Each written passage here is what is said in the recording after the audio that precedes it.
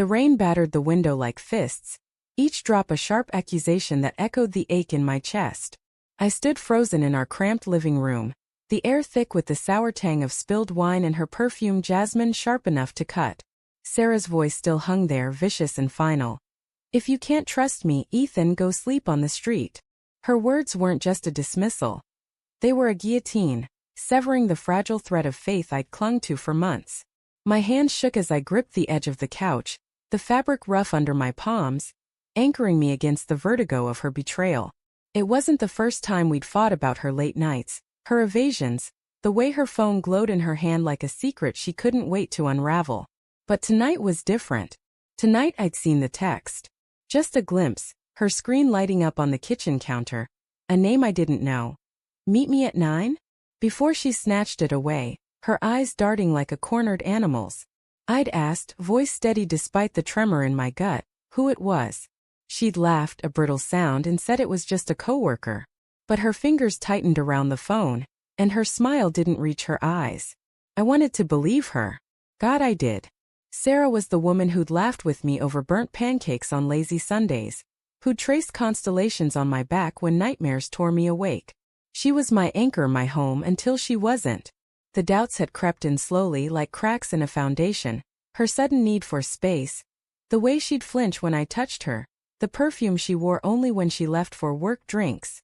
I'd rationalized it all, stress, maybe, or her new promotion demanding more of her time. But that text, those 3 words, had shattered the lies I'd told myself. "Ethan, you're paranoid," she'd snapped, her voice slicing through the haze of my thoughts. She stood by the kitchen counter, arms crossed, her auburn hair catching the dim light like a halo she didn't deserve. "You think I'm sneaking around? Fine. Leave. I don't need this." Her words were a dare, but her eyes flickered with something else, guilt maybe or fear. I couldn't tell. My heart pounded, a drumbeat of rage and heartbreak, urging me to demand answers, to tear the truth from her. But I didn't. I just stood there, drowning in the silence that followed. The apartment felt smaller now, the walls pressing in, the air heavy with the ghosts of our laughter. I grabbed my coat, the leather cold against my skin, and stepped into the storm. The rain soaked me instantly, plastering my hair to my forehead, blurring the streetlights into smears of gold. I didn't know where I was going, only that I couldn't stay in that suffocating space, where every glance at her felt like a betrayal of my own instincts. The street was a blur of wet asphalt and the distant hum of traffic. My shoes squelched with every step, the cold seeping into my bones. I thought of her face, the way her lips had trembled when she told me to leave. Was it anger? Or was she hiding something worse? The questions clawed at me, each one a fresh wound. I'd loved her fiercely, blindly, and now I was adrift, a man unmoored by the suspicion that the person I'd built my world around was a stranger. A light flickered in the brownstone across the street. Mrs. Callahan, our neighbor, stood in her doorway, her silhouette framed by the warm glow of her porch. She was older, maybe 60, with a sharp gaze that missed nothing. "Ethan," she called, her voice cutting through the rain's rhythm. "You look like a drowned cat. Come here." I hesitated, the weight of my pride battling the chill sinking into my skin. But her tone was firm, maternal, and I crossed the street, water dripping from my jacket onto her porch. "Sarah and we fought," I muttered, the words tasting bitter. I didn't want to admit how lost I felt, how her words had gutted me. Mrs. Callahan's eyes softened, but there was a knowing edge to them. "I heard," she said, stepping aside to let me in. "Walls are thin around here. Come on, I've got a bed for you." Her living room smelled of lavender and old books, a stark contrast to the chaos I'd left behind. She handed me a towel, her movements brisk but kind. "You don't have to talk," she said. "But I've seen enough of you two to know something's been off for a while." Her words hit like a punch I didn't see coming. I sank onto her couch, the towel damp in my hands, and stared at the faded rug under my feet. "What do you mean?" I asked, my voice barely above a whisper. My heart raced, dreading her answer but needing it all the same. She sighed, settling into an armchair across from me. "Sarah's been different. Coming home late, always on that phone. Last week I saw her with someone, a man outside the deli on 4th. They weren't just talking, Ethan. There was a look between them." Her voice was gentle but each word was a blade. carving away the last of my denial. I wanted to argue, to call it a mistake, but the image burned into me.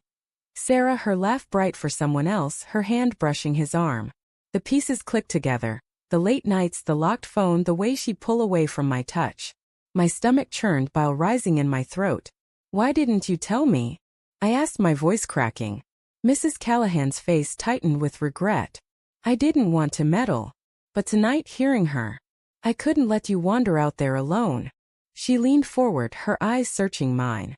You deserve better than lies, Ethan. The truth was a weight I couldn't carry. I thought of confronting Sarah, of demanding the name behind that text, but the thought made me sick. What if she admitted it? What if she didn't? Either way, the trust we'd built was ash, scattered by her secrets. I buried my face in my hands, the towel's rough texture grounding me as grief and anger warred inside me. Hours passed, the rain slowing to a drizzle. Mrs. Callahan brought me tea, its warmth a small comfort against the cold hollow in my chest. I replayed every moment with Sarah, searching for the moment I'd lost her. Was it my fault? Had I been too distant, too trusting? The questions looped, endless and unanswered. Then a knock at the door. My heart lurched. Mrs. Callahan opened it, and there was Sarah, soaked and shivering, her eyes red-rimmed.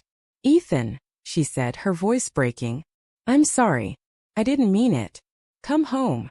I stood, my legs unsteady, torn between the love I still felt and the betrayal I couldn't unsee. Her tears were real, but so was the text, the man, the lies. Who is he? I asked, my voice low, trembling with the weight of the question. Her face crumpled, and in that moment I knew.